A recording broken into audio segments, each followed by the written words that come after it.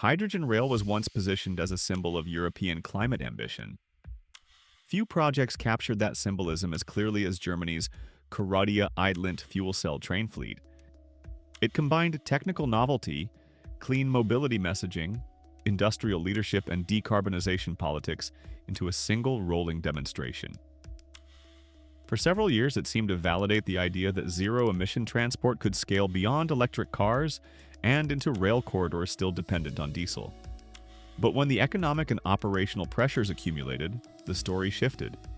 The project did not collapse dramatically, and it did not fail in a sensational way. It simply revealed through ordinary service that the mismatch between policy incentives and physical utilization can quietly determine whether a climate solution survives long enough to become bankable. The original appeal of hydrogen rail rested on a convenient observation. Europe contains thousands of kilometers of non-electrified regional lines that continue to rely on diesel locomotives. Electrifying these lines with overhead catenary wires is technically straightforward, but expensive and politically difficult. It requires years of planning, construction, regulatory coordination, and land work.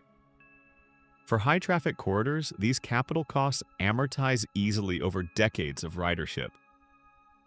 For rural, branch, or scenic lines with modest traffic, the economics are less forgiving. Hydrogen trains offered a compromise. Keep the existing tracks and stations, avoid installing wires, and replace diesel combustion with an onboard fuel cell power plant. In theory, this approach removed the single largest cost obstacle while satisfying emerging climate mandates. It also appealed to policymakers because it sidestepped the infrastructure bottlenecks that often slow down electrification projects. Instead of waiting for grid upgrades or public works, a train operator could purchase zero-emission rolling stock and fuel it from a separate hydrogen supply chain. This gave hydrogen rail a perceived advantage in speed and flexibility, especially in regions where electrification projects faced political delays. Lower Saxony became the global pioneer of this experiment. The local transport authority had already been looking for alternatives to diesel when fuel cell rail became viable for pilot deployment. The decision to purchase a fleet of hydrogen trains and build a dedicated hydrogen refueling station signaled a willingness to test not just hardware, but an entire service ecosystem. In effect, the fleet would operate like a micro-hydrogen corridor. Hydrogen delivered, conditioned, stored, and compressed at a rail depot, then pumped into trains each night to support scheduled service. Passengers would board, ride, and disembark without any awareness that they were participating in a global proof of concept. From the outside, everything looked promising. The trains were quiet, modern, and produced no tailpipe emissions. Local air quality improved relative to diesel. Regional press coverage highlighted the uniqueness of the project. Hydrogen rail became a legitimate storyline in Europe's green transport narrative. Politicians could point to the trains as examples of innovation, leadership, and industrial modernization.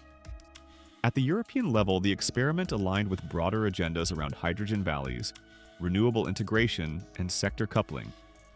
For a moment, hydrogen rail was not just possible, and it felt inevitable. But pilots and industrial deployment are two different worlds. In a pilot phase, the system is evaluated as a technological novelty. In deployment, it must earn its existence through operational and economic discipline. Hydrogen trains occupy a complicated position between these worlds. The rolling stock performs a straightforward job: carry passengers along a predetermined route. The complexity resides in everything behind the scenes: hydrogen sourcing, compression, logistics, maintenance, safety protocols, and synchronization with train schedules. Every additional subsystem introduces additional cost and additional chances for inefficiency. At the core of the challenge is the difference between direct electrification and hydrogen-based electrification. A catenary electric train receives energy straight from the grid in real time with relatively little conversion. A hydrogen train receives hydrogen that was produced ahead of time through multiple conversions, moved, conditioned, and then converted back into electricity on board. Each step in this energy chain imposes a penalty: energy lost in compression, transport, and fuel cell conversion has to be paid for somewhere. In a demonstration, these losses are irrelevant compared to the political value of showcasing zero emissions. In deployment, the cost of those losses competes against other technologies that do not bear them. Battery electric rail intensified this comparison. As battery energy density improved and fast-charging infrastructure became viable for rail use cases, battery trains emerged as strong candidates for medium-distance non-electrified lines.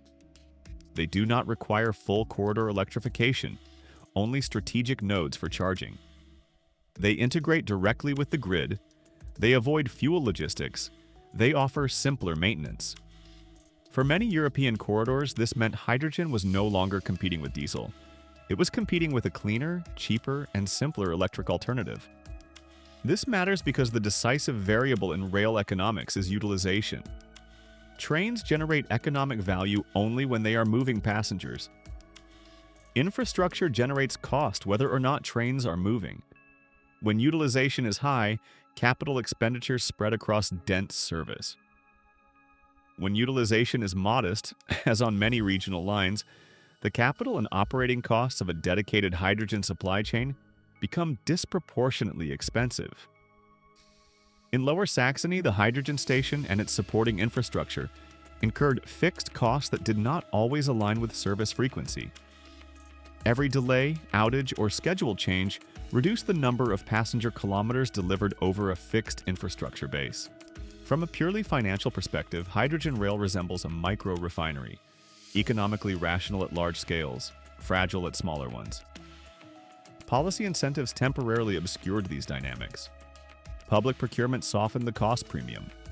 Grants reduced the capital burden. Climate targets justified early adoption.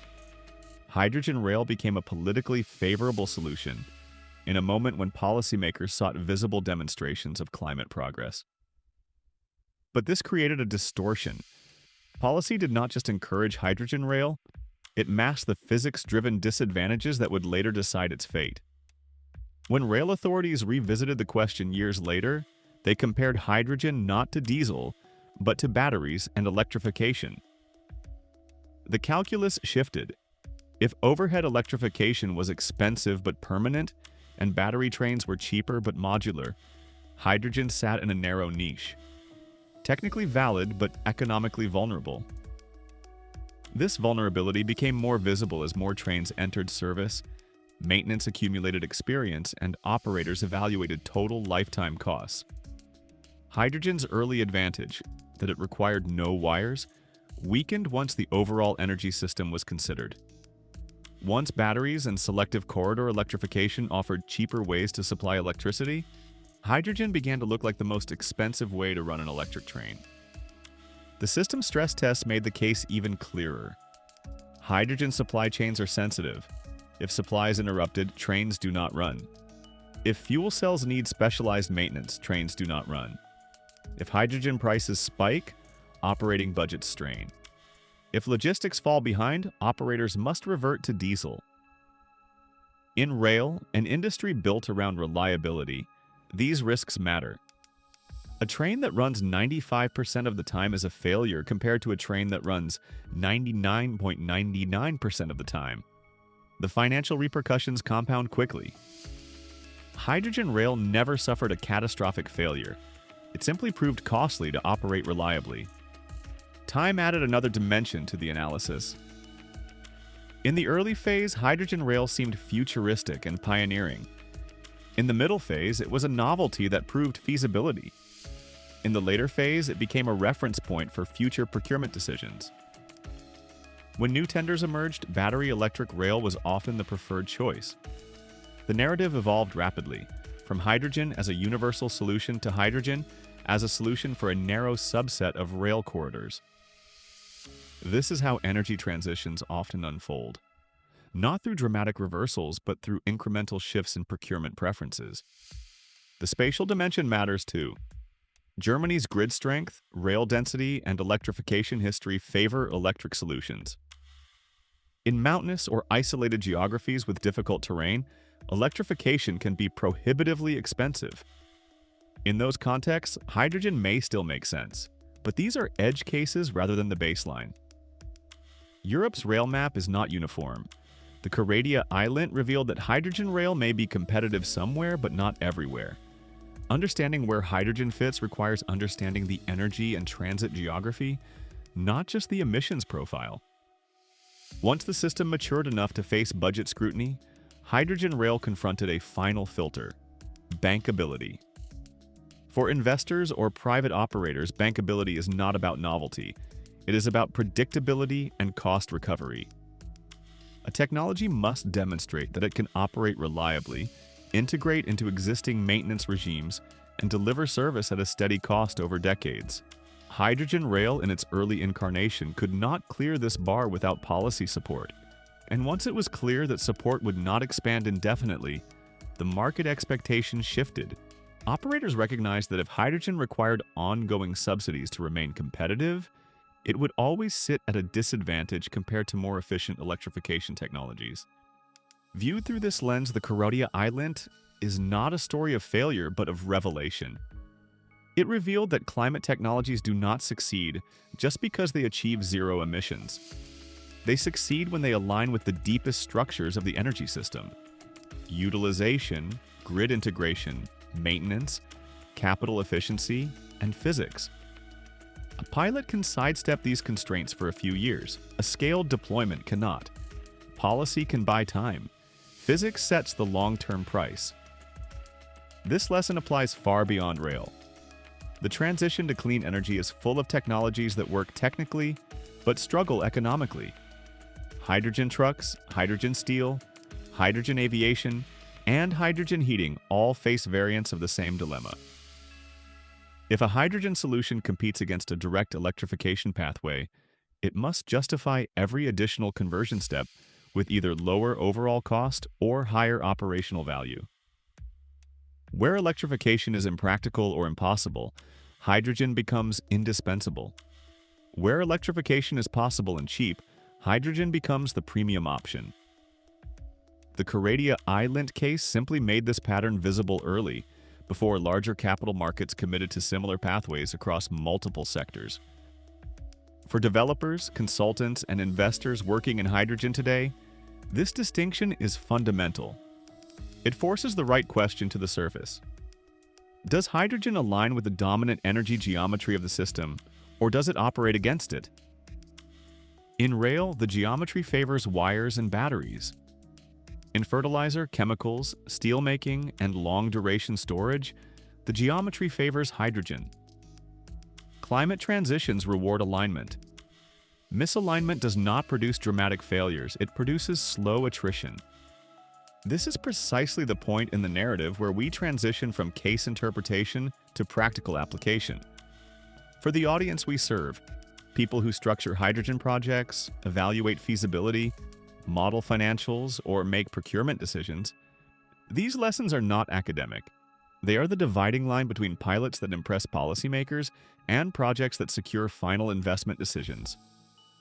To go deeper into this kind of analysis, we built H2 Hub by Renee Energy, a research and tool ecosystem specifically designed to help serious practitioners make better calls at the feasibility and FID stages. Inside H2 Hub, we stress test hydrogen proposals against electrification alternatives, benchmark cost paths, analyze system utilization, and break down where hydrogen can realistically win. If you work in hydrogen finance, development, or strategy, it is the resource we wish existed when these projects first launched.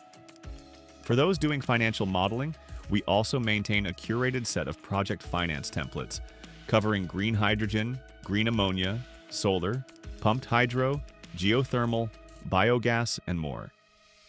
These tools allow you to run sensitivity scenarios on utilization, power prices, hydrogen offtake, and cost trajectories, so you can quantify how changing assumptions alter bankability. The affiliate links to those models are placed at the top left of the description for anyone who needs them as part of decision workflows. If the Coradia iLint helped clarify how policy versus physics shapes the arc of hydrogen deployment, consider subscribing, sharing this video with your team, and commenting with the next hydrogen case you want us to dissect. Because the transition to clean energy will not be decided by what works in a pilot. It will be decided by what survives utilization, economics, and time.